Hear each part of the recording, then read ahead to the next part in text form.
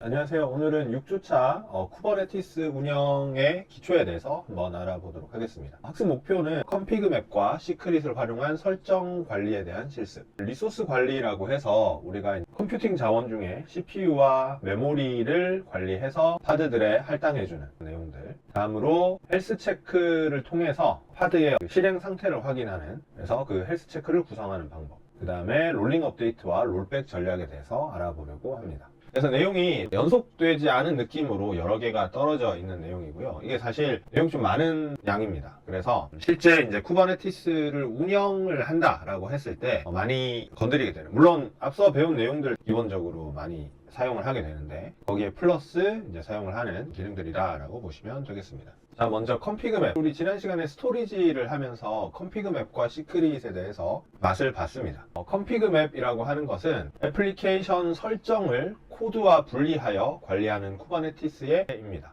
인프라 입장에서, 그러니까 저의 입장에서 이 쿠버네티스를 처음 접했을 때 이해가 안 되는, 도대체 이걸 어디에 써야 되나 싶은 오브젝트 중에 하나였습니다. 근데 조금씩 그 개발의 영역을 조금씩 맛을 보다 보니까 어플리케이션을 구동을 할 때 어플리케이션에 주입해야 되는 환경 변수 같은 것들이 있더라고요. 그런 것들을 컨피그 맵이라고 하는 쿠버네티스 객체를 통해서 지정을 해두고 이 컨테이너, 그러니까 파드가 뜰 때 특정 환경 변수로 로딩해 갈 수 있도록 하는 그런 역할을 수행하기 위해서 만들어지는 게 바로 컨피그 맵이다 라고 보시면 되겠습니다. 우리가 왜 일반적으로 어떤 코드를 개발할 때 이렇게 하드 코딩으로 특정 값을 박아 넣어서 어플리케이션이 작동하게 할 수도 있지만은 어플리케이션이 실행될 때 환경 변수 값으로 얘를 읽어서 그에 따라서 어플리케이션이 실행되도록 할 수 있는 그런 방식들이 있는데, 쿠버네티스에서는 그런 걸 위해서 이 컨피그 맵이라고 하는 거를 제공을 한다라고 보시면 되겠습니다. 그래서 여기 보시면은 기존 방식해서 배드 이렇게 되어 있는데, 컨테이너 이미지라고 하는 것은 우리가 지난 시간, 지지난 시간 계속 봐서 알겠지만은 한번 이미지가 빌드되고 나면 내부에 있는 값들이 변경이 되지가 않습니다. 그래서 설정 값이라고 하는 거를 함께 컨테이너 이미지에 빌드를 하게 되면 설정 값이 바뀔 때마다 그때마다 컨테이너 이미지를 새로 빌드를 해야 되겠죠. 이러면은 이제 컨테이너 이미지 빌드하는데도 시간이 걸리고 계속 CI/CD 파이프라인을 태워야 되기 때문에 민첩성도 좀 떨어지게 되고, 특히 또 개발하는 환경에서 이런 설정 값들을 계속 바꿔야 되는 환경에서는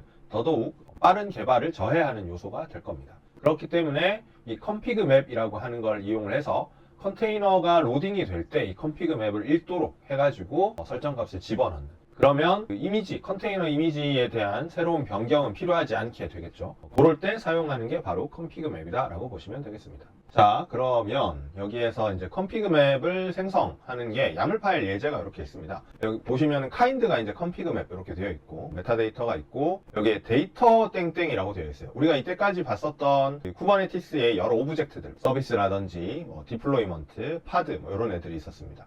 그때는 스펙이라고 해서 이 필드가 있었는데, 이 컨피그 맵은 스펙이 아니라 데이터라고 하는 개념이 있습니다. 그러니까 진짜 말 그대로 값을 저장을 하고 있으니까는 데이터라고 해가지고 지금 여기에 두 가지 예시를 주고 있어요. 그래서 단순 키 값, 그 다음에 그에 이제 매칭된 값으로 키 밸류로 이렇게 되어 있는 게 지금 여기 나오는 데이터베이스 언더바 호스트는 SQL 디폴트 서비스 클러스터 로컬 이렇게 돼 있고, 포트, 그 다음에 포트 번호, 로그 레벨 이런 것들을 이렇게 데이터라고 하는 것에 저장을 해 두었습니다.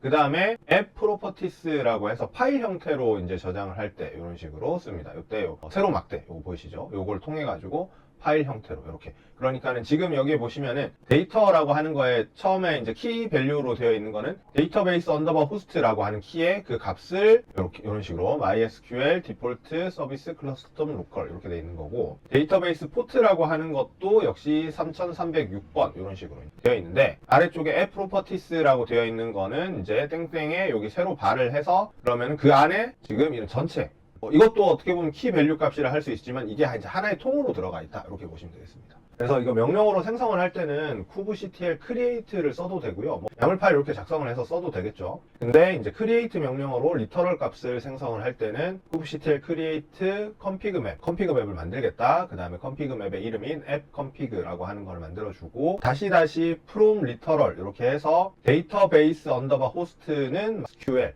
그러면은 앞서 키와 밸류로 설정되어 있는 그 내용이다 라고 보시면 되겠습니다. 다음에 또 리터럴 해가지고 데이터베이스 언더바 포트 해서 3306 이렇게 돼 있죠. 그래서 이렇게 실제 야물 파일로 이렇게 만들 수도 있고 크리에이트 명령어를 통해서 이렇게 만드실 수도 있습니다. 하지만은 코드로 관리를 하기 위해서는 이렇게 야물 파일을 남기는 게 좋겠죠. 그 다음에 파일에서 생성하는 방법. 네, 이렇게 kubectl create config map app config라고 하는 애를 from file이라고 해서 파일 내에 있는 내용을 가지고 이렇게 만들어내는 거 보여주고 있고요. 그 다음에 디렉토리에서 생성하는 이런 방식도 만들어주고 있습니다. 그런데 일반적으로는 이렇게 야물 파일을 직접 작성을 하는 게 대부분의 경우다라고 보시면 되겠습니다. 그러면 도대체 얘네들을 어떻게 사용을 하느냐? 우리가 쿠버네티스에서 이제 파드 같은 디플로이먼트가 됐든 파드가 됐든 그 안에 이렇게 사용을 할 수가 있는데요. 여기에 보시면은 그 키 값에 env라고 하는 게 있는데 이게 말 그대로 환경 변수를 선언하는 키 값이다라고 보시면 되겠습니다. 그때 이제 이름을 뭐로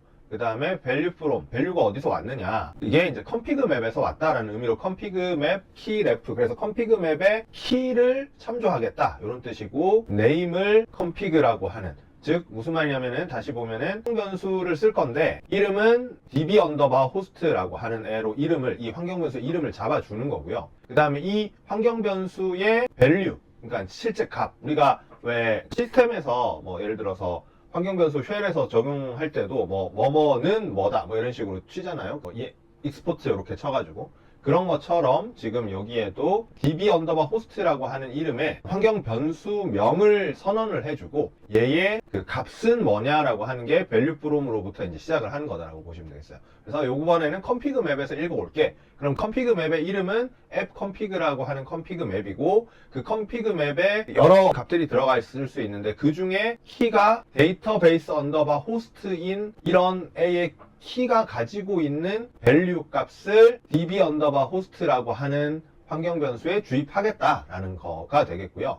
그 다음에 여기 아래쪽에 env from이라고 되어 있는데 이거는 전체 config map을 환경 변수로 참조할 때 이럴 때 이제 사용을 하는 방식이다. 그래서 지금 여기에는 두 개의 예제가 이제 한 번에 나와 있는 거다라고 보시면 되겠습니다. 그래서 개별 키를 참조할 때는 지금처럼 이렇게 쓰는 거고, 그 다음에 환경 변수 전체를 참조할 때는 env from이라고 해서 다시의 이제 config map reference, 그 다음에 이름은 그 해당 config map을 가지고 오면 되겠다라는 거죠. 그러면은 요런 애들이 위에 지금 이런 식으로 만약에 되어 있다면 요런 애들이 환경 변수로 임포트가 될 것이다 라는 걸 볼 수가 있습니다. 그 다음에 이 config map을 볼륨으로도 마운트 할 수 있어요. 요거는 우리 지난 시간에 볼륨에서도 한번 봤는데 실제 환경 변수에 있는 애를 갖다가 쿠버네티스의 볼륨으로 이렇게 마운트를 할 수가 있다. 그 다음에 이 환경 변수랑 사실 거의 똑같은 개념인데 시크릿이라고 하는 개념이 있습니다. 여기 보시면은 비밀번호, 토큰, 키 등 민감한 정보를 저장하는 객체다라고 되어 있어요. 그래서 베이스 64로 인코딩 되어 있습니다. 근데 이게 암호화는 아니에요. 왜냐면은 베이스 64 인코딩, 디코딩이 굉장히 쉽거든요. 그 다음에 etcd에 저장을 하는데 이 시크릿, config map도 저장을 하겠죠. 근데 이때 etcd에 저장될 때 이제 암호화해서 저장할 수 있도록 그렇게 설정을 할 수도 있기는 합니다. 그 다음에 롤 베이스드 액세스 컨트롤이라고 해서 RBAC 이렇게 많이 부르는데 이걸 통해 가지고 접근 제어를 하게 되고요. 환경 변수 또는 볼륨으로 파드에 전달이 됩니다. 즉 config map은 노출돼도 상관없는 정보를 평문으로 저장을 하는 거다라고 하면은 시크릿은 노출이 안 됐으면 하는 정보, 좀 민감한 정보를 64로 인코딩해서 저장하는 애다라고 보시면 되겠습니다. 시크릿에는 여러 가지 타입이 있습니다. 지금 여기 보시면은 사용자 임의의 정의 데이터를 하는 그런 타입이 있고, 그 다음에 쿠버네티스의 이제 서비스 어카운트가 가지고 있는 토큰, 그 다음에 docker config.json이라고 해서 도커 레지스트리에 대한 인증. 우리가 도커 컨테이너 이미지를 떼올 때 일반적으로 이제 퍼블릭 이미지를 많이 땡겨오게 되겠지만 만약에 자기만의 어떤 사설 레포를 가지고 있으면서 사설 레포에 로그인, 그러니까 인증을 해야 되는 경우들이 있을 수 있겠죠. 그럴 때 이제 도커 레지스트리 인증을 넣어주고 뭔가 설정을 할 수 있는데 그 인증 정보가 새어나가면 안 되니까는 시크릿으로 이렇게 해놓은 거다라고 보시면 되겠고, 그 다음에 TLS 인증서, 그 다음에 HTTP 베이직 어스라고 해서 HTTP에 대한 기본 인증에 관련된 이런 것들도 넣을 수가 있습니다. 근데 이 중에 이제 많이 쓰는 게 3개 정도, 상위 3개, 밑에 4번째도 좀 쓰긴 하고 5번째는 모르겠습니다. 이게 제가 쓸 환경이 아직 안 나와서 그런지 모르겠는데 거의 써본 적이 없다, 이렇게 보시면 되겠습니다. 그래서 시크릿 역시 야물로 생성을 하는데 이때 이제 주의해야 될 게 야물에서도 역시 키 밸류로 저장을 합니다. 데이터 이런 식으로 해서 키 밸류로 저장을 하는데 이때 유저네임이라고 하는 이상한 문자로 되어 있죠. 요거를 키는 일반 평문으로 해도 되는데 그 키의 밸류가 되는 애는 베이스 64로 인코딩된 값을 야물 파일에 이렇게 써줘야 된다라고 보시면 되겠어요. 자, 그 다음에 스트링 데이터를 사용을 하는 경우도 있습니다. 이런 식으로 스트링 데이터를 사용을 하는데, 지금 여기 같은 경우에는 스트링 데이터라고 하는 이름을 이렇게 줬죠, 필드를. 그래서 우리가 베이스 64로 바꾸기 싫다라고 하면 이렇게 작성을 해가지고 어플라이를 해버리면은 베이스 64로 인코딩 된 값이 들어가게 됩니다. 하지만 이 야물이 그러면은 노출이 되면 아무래도 사용자 지금 여기 유저네임과 패스워드가 다 노출이 될 수밖에 없겠죠. 그래서 이거를 베이스 64로 인코딩해서 파일을 만드는데, 근데 그럼에도 불구하고 베이스 64로 한다고 해서 이게 크게 암호화가 되는 건 아니니까요. 디코딩이 너무 쉬우니까. 어쨌든 이렇게 바로 평문으로 노출되는 걸 방지한다라고 보시면 되겠습니다.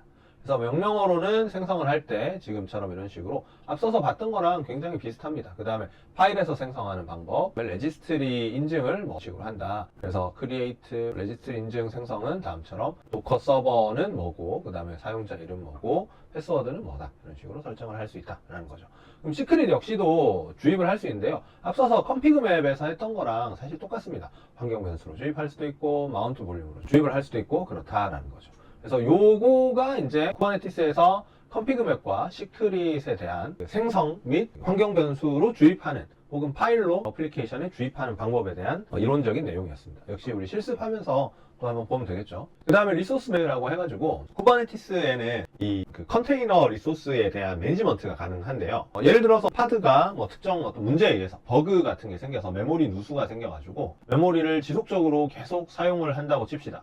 근데 이런 리소스에 대한 리밋과 리퀘스트를 걸어두지 않으면 그 파드는 그 노드 안에서 사용할 수 있는 모든 컴퓨팅 자원을 소모하려고 합니다. 기본적으로 그렇게 돼 있어요. 그러면 예를 들어서 파드에 메모리 누수가 굉장히 심해서 실제 그 쿠버네티스 노드가 4코어 16기가짜리인데 파드가 메모리가 점점점 누수가 계속 누적이 돼가지고 나중에 14기가, 15기가 이렇게 돼버리면은 그 시스템의 기본 사용하고 있는 메모리에 플러스 얘가 충돌이 되기 때문에 시스템이 OM킬로 특정 프로세스를 죽일 수도 있고요. 그게 이제 잘못되다 보면은 그 노드가 실제로 다운이 되는 이런 현상이 일어나기도 합니다. 그래서 그런 거를 이제 좀 미연에 방지하고자 미리 리퀘스트와 리밋 요거를 설정을 하게 되는데, 리퀘스트는 최소 보장 리소스라고 보시면 되겠습니다. 그래서 요만큼은 최소로 쿠버네티스 입장에서 제공을 해줘야 돼 라고 하는 거예요. 그 다음에 리밋이라고 하는 것은 사용할 수 있는 최대 리소스가 되겠습니다. 그런데 이 리소스의 동작을 살펴보면 조금 다른 게 있는데, CPU는요 초과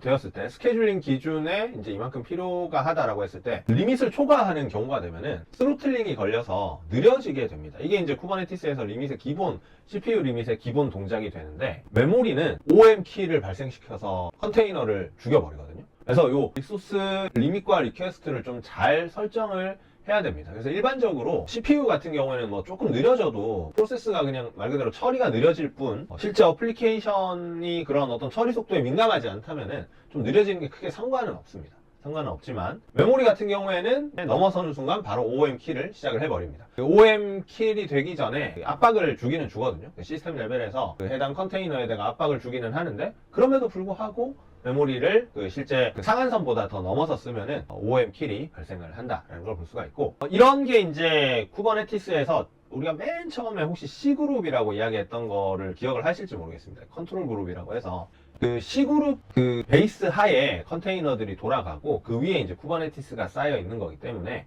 이 그 리소스에 대한 사용량의 좀 엄밀성 이런 것들을 그 C그룹이 가지고 있습니다. 그래서 그런 거를 뭐라고 말씀드릴 수 있을까요?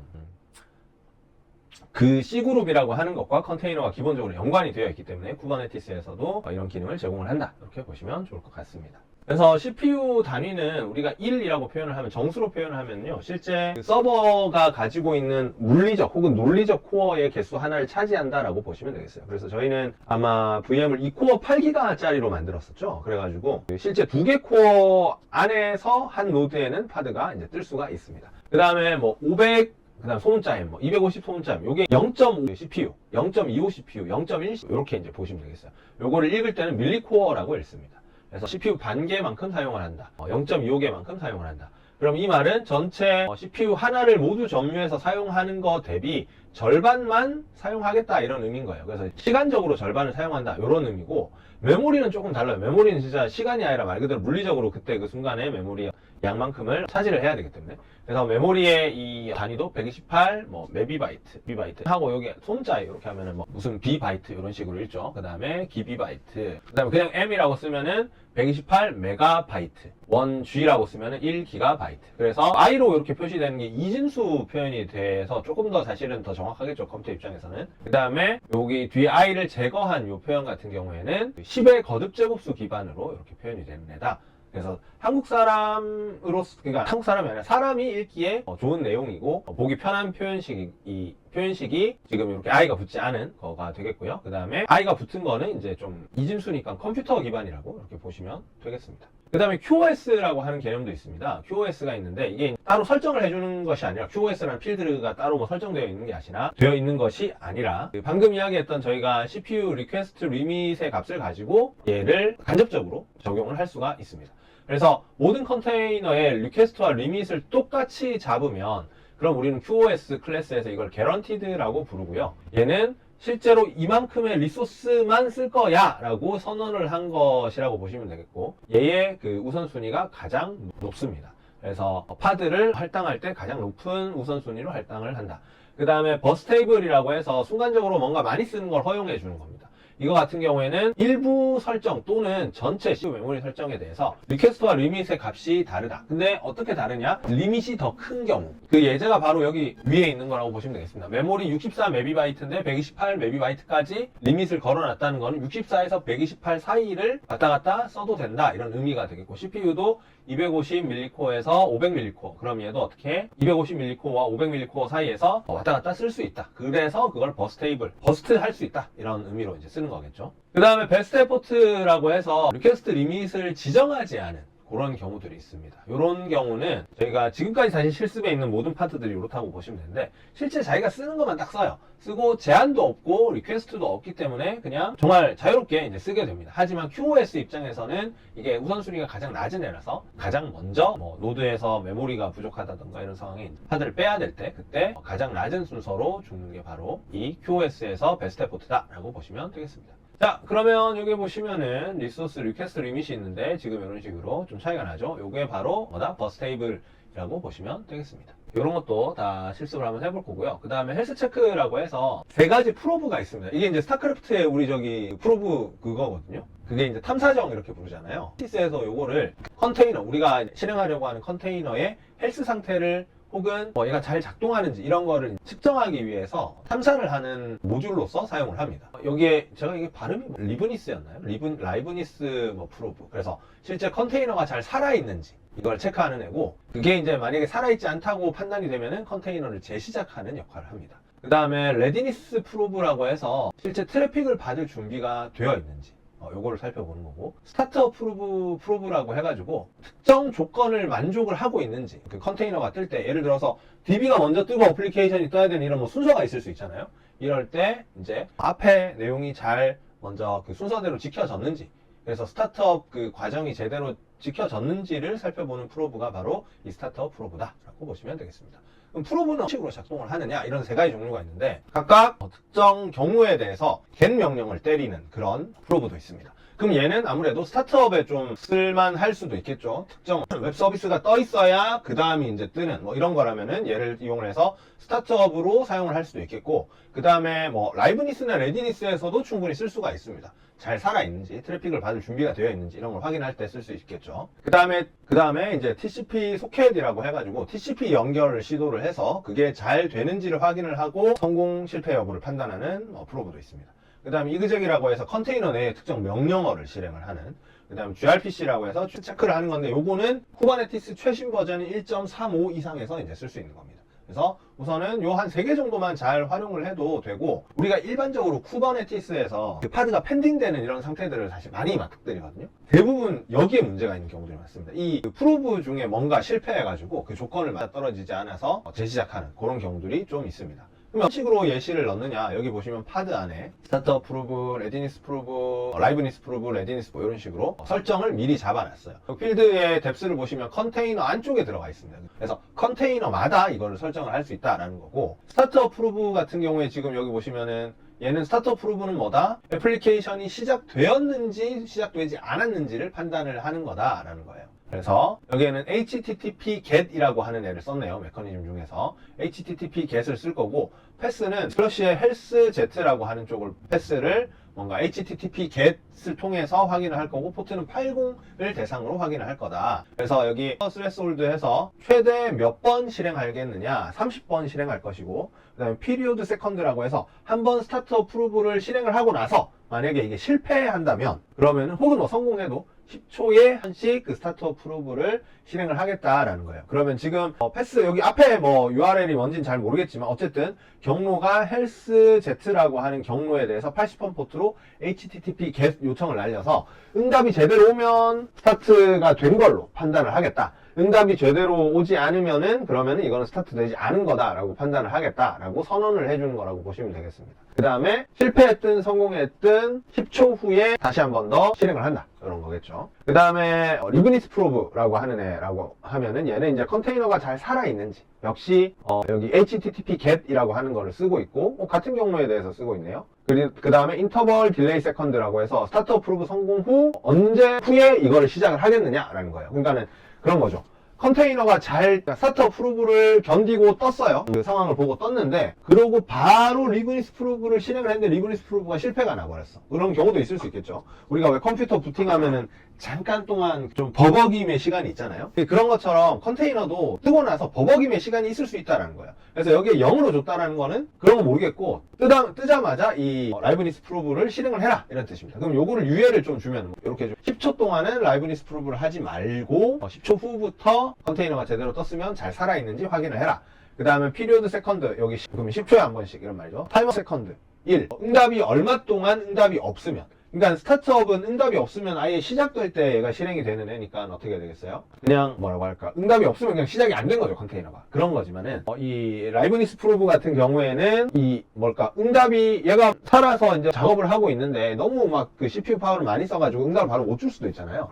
그래서 좀 딜레이가 돼도 그 응답 타임아웃을 그래서 어느 정도로 잡을 거냐. 1초 동안 응답이 없으면은 얘가 라이브니스가 아니다. 그러니까 살아있는 상태가 아니다라고 판단하는 그 판단 시간을 의미를 한다라고 보시면 되겠어요. 그러면은 1초, 그럼 1초 안에 응답이 와야 된다. 근데 어플리케이션은 정말 막 하는 일이 많아서 지연 시간이 뭐 2초, 3초 이렇게 늦어질 수도 있겠죠. 그럼 그에 맞춰서 요거는 잘 설정을 해야 되는 거다라고 보시면 되겠습니다. 그 다음에 failure threshold라고 해서 이 타임아웃이 됐든 뭐가 됐든 하여튼 HTTP GET을 통해서 제대로 응답이 안 올 때, 이때 3번 연속으로 실패를 하면은 이거 뭐가 문제 있다. 컨테이너 재시작해라. 이렇게 이제 돌아간다는 거죠. 대부분의 문제는 컨테이너를 재시작하면은 살아나는 경우가 많습니다만, 아예 문제가 있는 경우에는 불가능하기도 하겠죠. 그래서 요런 그 설정들을 통해 가지고 쿠버네티스가 문제가 되는 것들을 재시작하고, 이게 바로 셀프 힐링 기능 중에 일부분이라고 보시면 되겠습니다. 그 다음에 리드니스라고 해서 트래픽을 수신할 준비가 됐느냐. 이 앞에 거는 이제 좀 그 컨테이너의 생산에 대한 이야기였다면은 얘는 기능적인 이야기. 살아있는 건 오케이고 트래픽 받을 준비 됐어? 라고 이제 물어보는 거다 라고 보시면 되겠어요. 역시 지금은 호출 포인트를 같은 걸로 해놨는데 이게 이제 어플리케이션마다 달라질 수가 있겠죠. 그 다음에 여기 보시면은 Success Threshold라고 해서 한 번 성공 시 ready로 우리가 이해를 하겠다. 그 다음에 3번 실패 시는 not ready로 우리가 이해를 하겠다. 뭐 이런 것들을 여기에 설정을 넣어줄 수가 있습니다. 그 다음에 TCP랑 exec probe라고 해서 여기 예시가 나와 있습니다. exec probe TCP. 여기 리브니스 probe를 기준으로 이렇게 이야기를 해놨네요. 그래서 소켓, TCP 소켓에 대해서 3306번에 대해 가지고 이니셜 딜레이 세컨드 15초를 줄 거고, 유예 시간 15초를 줄 거고, 그 다음에 피리오드 세컨드 10초에 한 번씩 뭔가 TCP 소켓이 잘 열려있는지 확인을 한다라는 거고, exec probe 중에 하나는 실제 커맨드를 이렇게 씁니다. exec 해가지고 커맨드 써가지고 실제 컨테이너 내부에서 뭔가 작업을 하는 거죠. 그래서 이거를 cat로 해서 읽혀야 되는 거예요. 읽힌 그게 내용이 나오면은 5초에 한 번씩 그걸 해가지고 나오면, 그리고 5초, 요거는 이제 5초 동안 응답이 없는 경우에 대한 이야기라고 보시면, 응답이 없는 경우가 아니라 이니셜 딜레이 세컨드라고 해서 그 리브니스 프로브를 얼마에 한 번씩 할 거냐. 되는 게 아니라 피리오드 세컨드가 그거죠. 피리오드 세컨드가 그거고, 이니셜 딜레이 세컨드라고 하는 애는 앞서서 여기에서 제가 설명했죠. 스타트 어프로브 성공 후에 얼마나 기다렸다가 할 거냐. 이렇게 보시면 되겠습니다. 그래서 그런 식으로 예시를 들어줬다라고 보시면 되겠습니다. 그리고 롤링 업데이트 롤백이 있는데 요거는 우리가 실습을 조금 진행을 하고 요걸 보면 좋을 것 같아요.